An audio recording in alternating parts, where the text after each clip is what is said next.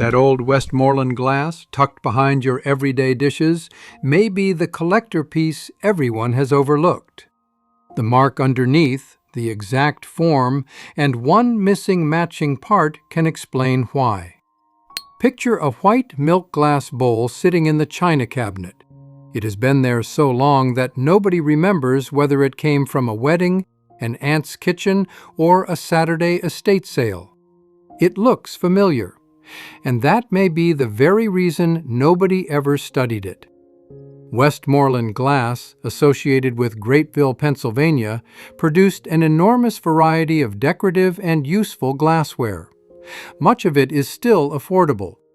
Collector interest tends to settle on particular forms, verified colors, factory decoration, undamaged surfaces, and complete matching parts.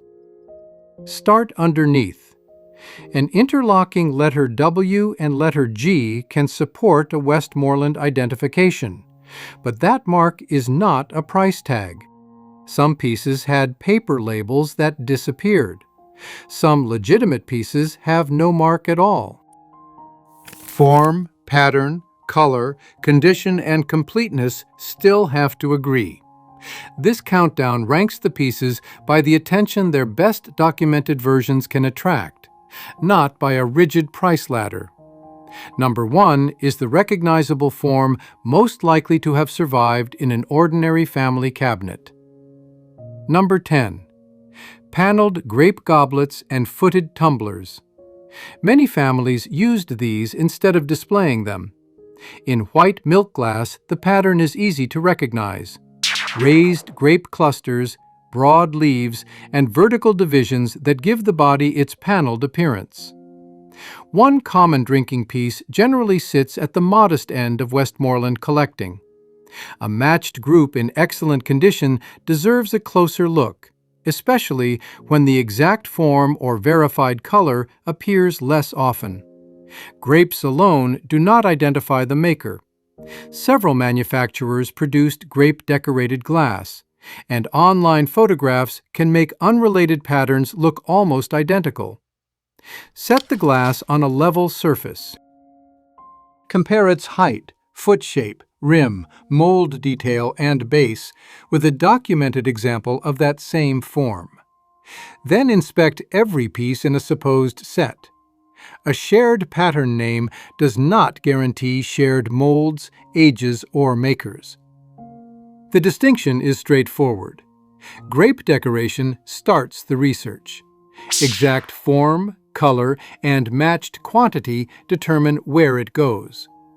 One common goblet may be worth only a modest amount, while an intact group can carry considerably more collector appeal. The next piece introduces the first component families routinely lose. Number 9. An English Hobnail cruet with its original stopper. This piece has an orderly field of raised bumps, a narrow neck, a handle, and a fitted glass stopper. From across the room, that stopper may look like an unimportant plug. It is not. Without the correct stopper, the cruet is incomplete, less useful as a display object, and harder to compare with complete, cataloged examples. If you find loose stoppers in a drawer, resist the urge to try them in every bottle. Glass that looks smooth can still have sharp flakes, and a tight stopper can chip the neck if you force it. Hold the cruet over a folded towel. Lower the stopper gently and stop the moment it binds. Examine the neck under strong side light because small chips often hide where the stopper rests. Check the handle attachments too. A pale line at either end may indicate stress or an old repair. Next, compare the stopper's shape, length, and grinding with a confirmed example. A stopper that happens to fit may have come from another cruet. Think of a clean-out, where the bottle remains in the cabinet while the loose stopper lands in a miscellaneous glass box. The decorative part survives. Much of its collector interest does not. Keep uncertain components together until you finish the identification. Number 8 looks sturdier, but its vulnerable part gets lifted every time someone uses it. Number 8. A beaded grape-covered candy dish or compote. Beaded grape is not another name for paneled grape. Look for bead-like borders combined with grape decoration. With a covered form, treat the base and cover as one object. The correct cover matters. The finial, the raised handle in the center, matters too. Chips can hide beneath that finial and along both rims. A replacement cover may repeat enough decoration to look convincing, yet sit too high, too low, or just slightly off-center. Put the base on a stable, cloth-covered surface. Lower the lid without twisting it. Watch the contact line. A correct, undamaged cover should settle evenly. If it rocks, inspect for rim flakes first. Then compare the cover's diameter and mold details with documented measurements. Never grind, sand, or force a mismatched lid into place. Same grape theme. Similar white glass. Very different results. One is a complete covered object with consistent mold detail and a proper fit. The other is a base and an unrelated cover that merely look comfortable together. You can use that fit test well beyond Westmoreland. Try it on covered bowls, candy dishes, butter dishes, and compotes before accepting any description based only on pattern resemblance. The next piece trades the lid problem for a handle problem. Number 7. An old quilt basket. Its surface resembles repeating sections of a geometric quilt. On a simple bowl, that texture supplies the main attraction. On a basket, the form adds a handle, a foot, a rim, and several places where damage tends to gather. An intact basket may draw more attention than a simpler open piece because the handle adds visual presence and vulnerability at the same time. Look closely where the handle meets the body. Some roughness may come from manufacture, but a sharp edge, cloudy adhesive, a straight fracture line, or a change in surface shine may reveal damage or repair. Let your eyes travel along the rim before your finger does. Small nicks can be hard to see and remarkably easy to feel. Then bring the basket to eye level and see whether it sits evenly. Inspect the foot for bruises and the interior for utensil scratches or staining. White examples may be more familiar. Verified colored or factory-decorated versions can merit additional research, but color by itself does not create a premium. Reliable Westmoreland references must show the exact basket form and decoration, and any comparison with sold examples must account for condition. Do not study only the prettiest side. Handles, feet, rims, and attachment points often reveal more about surviving condition than the decorative face ever will. Before number 6, look at the system taking shape. Maker, form, matching parts, damage. The interlocking W and G can help establish attribution, but it cannot prove scarcity on its own. A common form and a scarce form may carry the same mark. An unmarked piece may still be genuine. A marked piece may still be chipped, incomplete, or assembled from mismatched parts. Collectors judge the object that survived, not a logo floating beneath it. The remaining pieces introduce 3 more complications: original painted surfaces, cataloged colors, and figural covers that families often separated from their bases. Number 6 is where cleaning inherited glass can wipe away part of what made it interesting. Number 6. A factory-decorated floral vase. The milk glass body may be sturdy, while the painted surface is remarkably vulnerable. Flowers, leaves, and documented gold accents can suffer in dishwashers, under abrasive pads, during prolonged soaking, or beneath enthusiastic scrubbing. The vase gets cleaner. The decoration becomes history. First, determine whether the painting matches authenticated Westmoreland factory decoration. Do not assume every rose painted on milk glass left the factory that way. Later owners and hobby painters decorated plain glass as well. Study the surface with light coming from the side.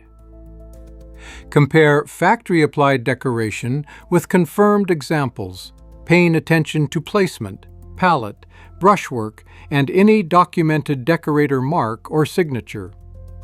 Look for even wear on raised areas. Fresh paint covering scratches, chips, or old grime may indicate later work. Do not test the paint with chemicals. Do not scrape an edge to find out whether it lifts. Before cleaning, photograph the entire vase, the base, the decoration, and any signature. Until you identify the finish, handle it as gently and dryly as possible. Crisp original decoration generally gives collectors more to consider than the same design with heavy loss. That does not make every painted vase rare. It means the surface itself is evidence, and cleaning can destroy that evidence before you understand it. The next object appears simple from across the room, but you have to judge its color through the glass. Number 5. A colored covered dish or serving bowl in a documented Westmoreland shade. White milk glass is the company's most familiar visual language, so an unexpected color can stop a collector in place. Still, unusual looking does not mean legitimately scarce. Room light, colored walls, surface staining, and painted finishes can all fool the eye. Carry the piece near a window, but keep it out of direct heat and harsh sunlight. Look through the thinnest areas, usually the rim, foot, or edge of the cover. True body color runs through the glass. Surface color may look patchy, reveal brush marks, or gather differently around raised decoration. Then comes the harder question. Did Westmoreland document this exact form in this exact shade? A legitimate company color paired with the wrong mold combination proves nothing by itself. Compare the base, cover, measurements, pattern detail, and mark with cataloged examples. Online photographs make poor color standards. Cameras shift white balance, screens add saturation, and sellers may use one popular name for several shades. Use authenticated color references and realized sales for the same form-color combination. An asking price tells you what someone hopes to receive. It does not tell you what a buyer accepted. Color can matter. Documented color matters. Knowing the difference keeps you from overlooking a good piece or overvaluing an ordinary one. Number 4 brings in another distinction photographs often hide: size. Number 4. A tall, swung or flared Westmoreland vase in a documented pattern. A vase may share the color and decoration of a common example while belonging to a more elusive form. Height, rim treatment, base diameter, and mold shape can move it into a different collector category. Never estimate size from a photograph. A close camera angle can make a standard vase look like a tower. Set the vase beside a ruler and record its full height, maximum width, opening, and base diameter. Photograph the profile straight on. Then take another photograph of the rim from above. Give the rim special attention. Some forms were deliberately made with flaring or variation, but damage can shorten a vase too. Watch for an edge that looks newly ground, unusually flat, or inconsistent with confirmed examples. Polishing after a chip may remove the sharp damage, but it also changes the documented height and silhouette. Compare your measurements with a Westmoreland catalog or an established form reference. The pattern name alone is not enough. The shape should match too. Same color, similar decoration, different dimensions. One may be a standard form that collectors see frequently. The other may reflect a less common production choice. Exact measurements tell you which possibility deserves more research.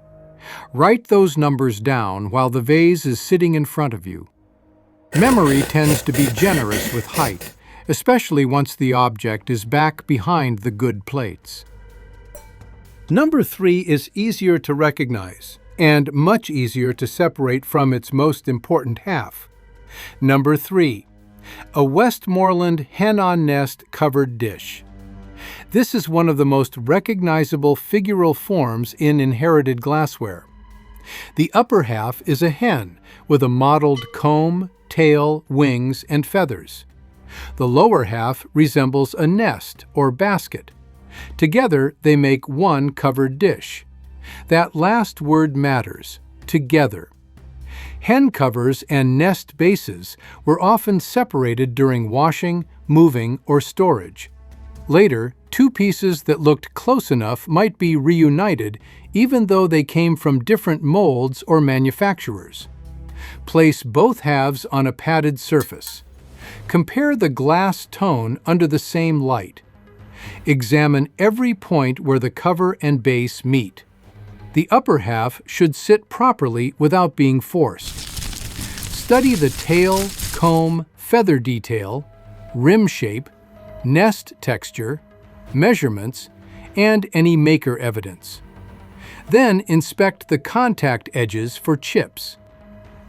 Never assume that any white hen belongs on any white nest. Several companies made similar dishes, and even genuine Westmoreland halves are not universally interchangeable. A complete, compatible hen is one collectible object. A mismatched pair is two pieces pretending they have known each other for years. That familiar silhouette also gives you an ownership clue. If you remember a glass hen on a relative's table, find both halves before anyone sorts the cabinet. Number 2 uses the same shape, but its important distinction is narrower and requires stronger proof. Number 2.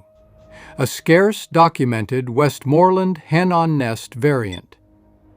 This is where internet excitement can get ahead of the evidence.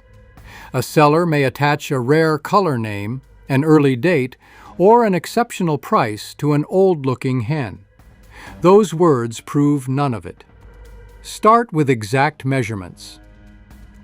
Compare the length, height, base dimensions, comb, tail, feather arrangement, nest texture, and rim construction with an established reference for that precise mold.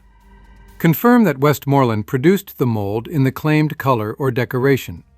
Then determine whether the base and cover belong together and whether the mark fits the documented production history.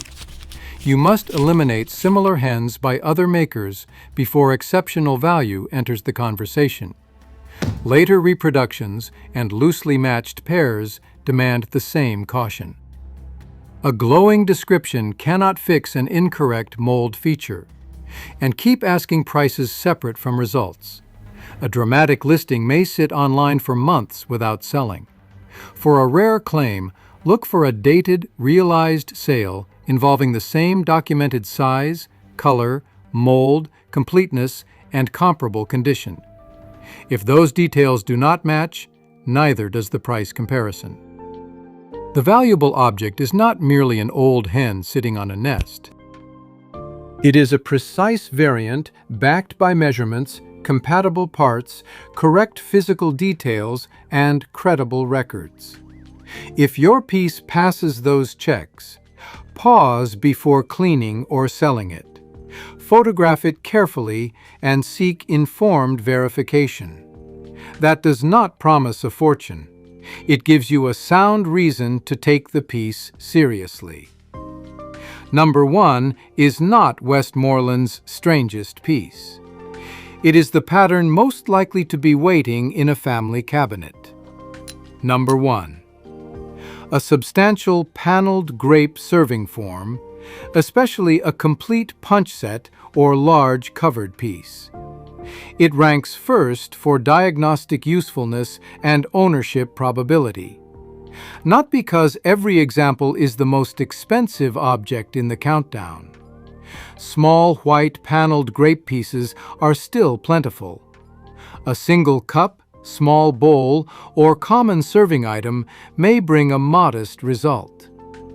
The category shifts when the form is large, the components remain together, the condition is unusually strong, or the color is both uncommon and properly documented. With a punch set, inventory everything before talking about value. Record the bowl, its supporting piece if the documented form requires one, and every matching cup. Do not assume the cups belong just because they have grapes. Compare the panel structure, grape clusters, leaves, rims, handles, glass tone, dimensions, and base evidence throughout the group. Missing cups change completeness. Chips around the large bowl's rim matter. Cracks near the handles matter too, along with roughness where a stand or base carries the weight. On a covered serving piece, confirm the cover's diameter, decoration, fit, and finial exactly as you did with number 8. Then turn it over. The interlocking W and G may support a Westmoreland attribution, but the absence of that molded mark does not end the inquiry. A paper label may have disappeared decades ago. Complete identification depends on the documented pattern, exact form, measurements, color, components, and condition. That is why familiar white grape glass does not belong to one market. The general decoration may be the same, while the surviving objects are very different. A small common piece may receive limited attention. A verified large form with the correct components, an uncommon documented color, and clean rims can draw a much narrower and more determined group of collectors. Compare like with like. A sold price for a complete set does not establish the value of an incomplete bowl. A result for an authenticated color does not transfer to white glass sitting under colored room light. A price for pristine decoration does not describe a worn or repaired example. Paneled Grape pulls the entire countdown together. Maker, exact form, color or decoration, matching parts, damage. When those facts line up, you have an object worth researching. When they do not, a famous pattern name cannot fill in the missing evidence. 10 pieces later, the safest first step still is not pricing. It is recording exactly what survived. Photograph the base in clear daylight. Take a straight, full-profile image, a close view of the pattern, and separate photographs of every mark, rim, handle, foot, and painted detail. Measure the height, width, opening, and base. Keep every loose lid, stopper, cup, stand, cover, and nest beside the object it might belong to. Work through 4 checks: maker and form, color or decoration, matching parts, and damage. A mark starts attribution. It does not finish valuation. A rare-sounding color raises a question. It does not answer one. Condition and completeness may change collector interest as much as the pattern itself. Documented references and comparable sold results give you a useful starting point, not a formal appraisal. Compare the exact object and describe the evidence honestly. Sold result, estimate, dealer listing, or guide range. They are not interchangeable. Before you donate a box, before you bundle several pieces together, before a cover or stopper slips into another drawer, preserve the information and keep the set together. That brief pause may be the most valuable action you take. If this check could help another family sort inherited glass more carefully, give the video a like. Subscribe to The Heirloom Check with David Levin for the next familiar household category. And tell me in the comments, which Westmoreland piece do you own, and whose cabinet do you remember it in? For now, put every matching cover, stopper, cup, and base together before anything